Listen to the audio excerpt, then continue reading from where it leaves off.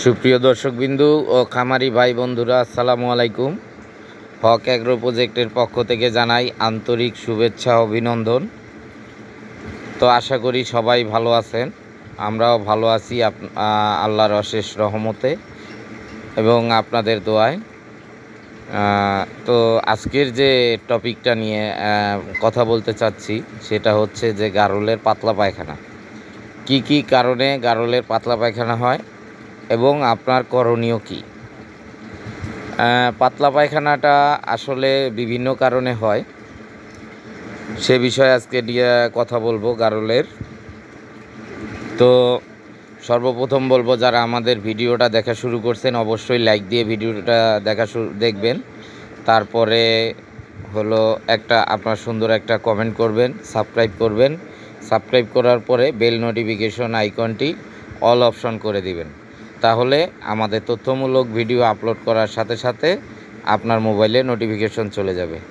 আর যারা গারল কিনতে ইচ্ছুক তারা আমাদের স্ক্রিনে দেওয়া নাম্বারে অথবা ডেসক্রিপশন বক্সে দেওয়া নাম্বারে যোগাযোগ করবেন, তাহলে ইনশাআল্লাহ খুব ভালো মানের গারল পাবেন আমাদের কাছে। ক্রস, হাই ক্রস, অরিজিনাল মা গারল, বাচ্চাসহ মা গারল, প্রেগনেন্ট গারল, গারলের পাঠা ইনশাল্লাহ এসে দেখে শুনে নিয়ে যাবেন। আমাদের ঠিকানা 23 নং জোরভিটা, ত্রিমোহনী, খিলগাঁও, ঢাকা। 23 নং জোরভিটা, ত্রিমোহনী, খিলগাঁও, ঢাকা। তো যে বিষয়টা কথা বলতে চাচ্ছি যে গারলের পাতলা পায়খানার কারণ কি কি হতে পারে। গারলের তিন কারণে পাতলা পায়খানা হতে পারে।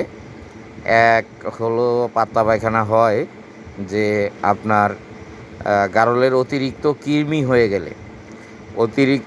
হয়ে গেলে তখন সে যে খাবারগুলা খায় সেগুলাকে প্রসেস করতে পারে না। কৃমি তার লিভার টিভার সব ড্যামেজ করে দেওয়ার কারণে সে আর এই যে খাবারগুলো খায় সেই খাবারগুলোকে আর প্রসেস করতে পারে না। তখন ওখানে তার পেটের ভিতরে একটা ফুড পয়জনিং হয়ে পাতলা পায়খানা শুরু করে। এটা গেল একটা কারণ, যে কৃমির কারণে অতিরিক্ত কৃমি যখন হয়ে যাবে তখন আপনার এই পাতলা পায়খানা হবে। তারপর যদি ফিটা কৃমি হয় তাহলে থোতা ফুলবে। ফিটা কৃমির জন্য হলো হেলমেক্সটা খুব ভালো কাজ করে। তো এই হলো কথা। আর হলো যে আরও কারণ আছে গারলের পেট খারাপ করার কারণ সেটা হলো যে আপনার যদি পচা গলা বাসি খাবার হয়, যেমন অনেকে আজকে কিছু ভুসি ভিজাই দিছেন, ওটা কিছু খাইছে, কিছু থেকে গেছে, তখন আপনি কি করছেন, পরের দিন আবার এটাকে দিছেন, তখন এই খাবারটার কারণেও আপনার পাতলা পায়খানা হইতে পারে। তারপর আরেকটা মূল কারণ যেটা হলো বৃষ্টির পানিতে যে ঘাসটা ডুবে গেলে তার উপরে একটা ময়লা আবরণ পড়ে। যে আপনার এই ঘোলা পানির কারণে, বৃষ্টির পানিটা তো অবশ্যই ঘোলা হয়, এই যে আপনার যে পলিটা পড়ে ঘাসের উপরে, এই পলিটার কারণে এই পলিসহ ঘাসটা খাইতে গারল খুবই পছন্দ করে, মানে এই ময়লা ঘাসটা খাইতে খুবই পছন্দ করে। তবে এটা একটা ডেঞ্জারাস বিষয় যে এই পানিতে ডুবন্ত ঘাসটা যখন জেগে উঠে, ওই ঘাসটা খাইলে যখন পাতলা পায়খানা হয় তখন গারলটাকে বাঁচানো খুবই কঠিন হয়ে যায়। এই জন্যে অবশ্যই যারা গারল পালন করেন, ছাগল পালন করেন, গরু পালন করেন, তারা অবশ্যই এই পানি থেকে জেগে ওঠা, মানে পানিতে ডুবে গেছে বৃষ্টির পানিতে বা যে কোনো কারণে পানি বেশি হওয়ার কারণে ঘাসটা ডুবে গেছে, আবার জেগে ওঠার পর ওই ঘাসটা, যে পলি আবরণযুক্ত যে ঘাসটা থাকে, সেই ঘাসটা খাইলে মনে করেন গারল মানে এমন পাতলা পায়খানা করবে যে ওটা অনেক সময় বাঁচানো কঠিন হয়ে যায়। এটা একটা কারণ।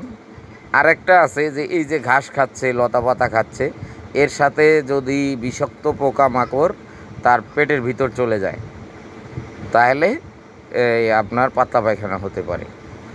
তারপর আরও আছে, যেমন অতিরিক্ত রোদে গারলকে মনে করেন আপনি যখন খাওয়াবেন তখন সে কিন্তু ঘামবে রোদের ভিতরে, এই ডিহাইড্রেশন এটার কারণেও হতে পারে। তো এইগুলা কারণে আমাদের মনে করেন পাতলা পায়খানা হয়।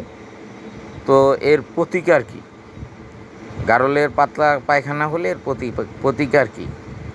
যদি দেখেন যে মানে প্রথম অবস্থায় আমরা নর্মাল ট্রিটমেন্ট দেই, যেমন আপনার এই হালকা পাতলা, যেমন একটা আছে আপনার রুমি কেয়ার, নাভানা ফার্মাসিউটিক্যালের, আমরা এগুলা দিই। এটা হালকা গরম পানিতে মনে করেন যে 125 গ্রামের এক প্যাকেট, এটার অর্ধেক দিই, সকালে অর্ধেক দিই, বিকালে অর্ধেক দিই হালকা গরম পানিতে।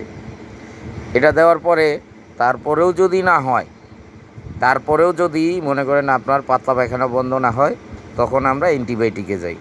অ্যান্টিবায়োটিক কি আমি যেটা ব্যবহার করি সেটা হলো যে মানুষের খাওয়ার ট্যাবলেট, মানে ভেটেরিনারি না, মানুষের। আমি যেটা দিই সেটা হলো সিপ্রো এ 400, মানে 400 mgর সিপ্রো এ। এই সিপ্রো এটা একটা, আর একটা দিই হলো ডাইরোভেটের অর্ধেক।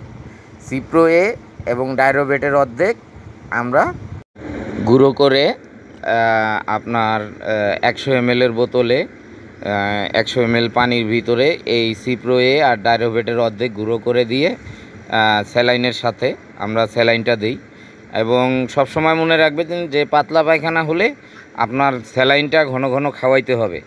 এই জিনিসটা মনে রাখবেন যে খাওয়ার স্যালাইন যেটা আছে, আমি যেটা খাওয়াই সেটা হলো খাওয়ার স্যালাইন ঘন ঘন আমি তাকে খাওয়াইতে থাকি, যাতে যতই পাতলা পায়খানা করুক যাতে সে দুর্বল না হয়। যদি দুর্বল না হয় তাহলে তার খাওয়া ঠিক থাকবে, সব ঠিক থাকবে। আর যদি আপনি স্যালাইন না খাওয়ান তাহলে দুর্বল হয়ে যাবে, দুর্বল হয়ে গেলে তখন খাওয়া বন্ধ করে দিবে। তো আমি এই ট্রিটমেন্টটা করি। তা সিপ্রো এ আর ডাইরোভেট পরপর আমি 3 দিন একটা ডোজ দেই। এই 3 দিন দেওয়ার পরে আপনার আমার বেশিরভাগই ভালো হয়ে যায় ইনশাল্লাহ। এরপরেও যদি না হয় তাহলে আমি তখন রেজিস্টার্ড চিকিৎসকের শরণাপন্ন হই। তো আপনারা মনে রাখবেন, সর্বপ্রথম আমরা যে নর্মালি যেমন আপনার রুমি কেয়ার আছে, তারপর আরেকটা জিনিস দেই সেটা হলো যদি রুমি কেয়ার না থাকে তাহলে গার্ড ফিক্স দেই, এসিআই কোম্পানির গার্ড ফিক্স, আর হলো রুমি কেয়ার। এগুলা দেওয়ার পরে একদিন দেখব বা 2 দিন দেখব, যদি কাজ না হয় তাহলে তখন আমি দিব সিপ্রো এ একটা, পুরো একটা, আর হলো ডাইরোভেটের অর্ধেক। এই দুইটা গুঁড়ো করে স্যালাইনের সাথে মিক্স করে খাওয়াই দিব। ওই যে দেখেন আমার এই ছেলেটা খাওয়াচ্ছে। তো এইভাবে খাওয়াই দিব। খাওয়াই দেওয়ার পরে 3 দিন পর 3 দিনে আমার একটা কোর্স, ফুললি কোর্স, এই 3 দিনে ইনশাল্লাহ ভালো হয়ে যাবে। তবে হ্যাঁ, ওই যখন আপনার বন্যায় বা পানিতে ডুবে যে